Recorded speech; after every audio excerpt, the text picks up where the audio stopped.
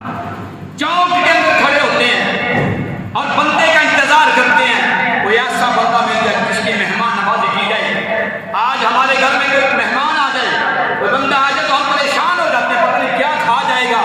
یہ نہیں پتا کہ اس میں ہو سکتا ہے کہ ایک روٹی کھانی ہو وہ ہمیں کئی روٹیاں دے کر وہ چلا جائے، اس کے صدقے سے اللہ ہمارے رزق کے کتنے دروازے کھول دے۔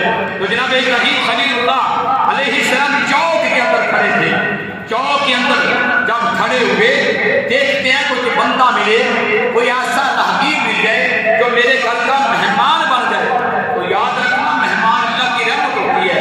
اللہ کو فرماتا ہے کہ میں جسے چاہتا ہوں، جس کے لیے بہتر چاہتا ہوں، میں اسے اپنی رحمت یعنی اسے بہتری دے کر اسے اپنی رحمت سے نواز دیتا ہوں۔ پھر فرمایا کہ رب تعالیٰ جب کسی سے اور زیادہ خوش ہوتا ہے، دوسری روایت میں آتا ہے کہ اللہ پاک اسے رحمت کی بارش عطا فرما کر اسے اپنی رضا نصیب کرتا ہے۔ اگر اور زیادہ خوش ہونا چاہو، اگر اور زیادہ رب کی خوشی رب کسی کو دینا چاہے تو رب فرماتا ہے کہ پھر میں اس کے گھر میں مہمان کو بھیجتا ہوں، جب مہمان اس کے گھر میں جاتا ہے تو اس کے اندر اللہ کی رحمت آ جاتی ہے۔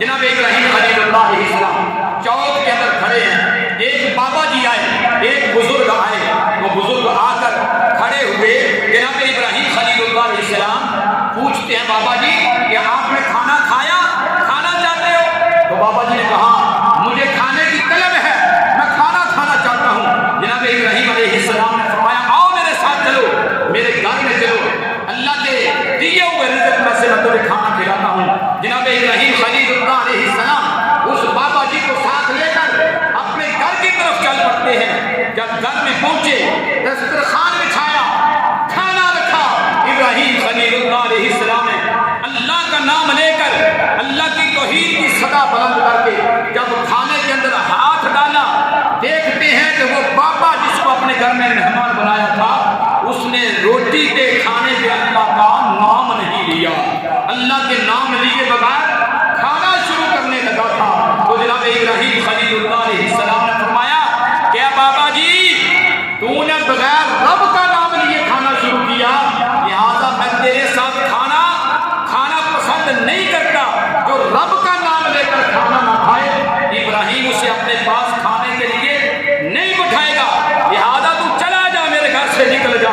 جناب ابراہیم خلیل اللہ علیہ السلام جب اس بزرگ کو، اس بابا جی کو اپنے گھر سے واپس بھیجتے ہیں، اللہ کی رحمت جو اس کے اندر آ جاتی ہے، اللہ کی رحمت جلال کے اندر آتی ہے۔ میرے رب کائنات نے جناب جبریل امین کو اپنی بارگاہ میں طلب کیا۔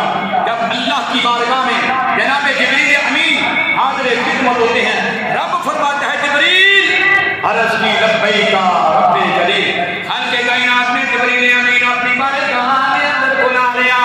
اللہ نے فرمایا جبریل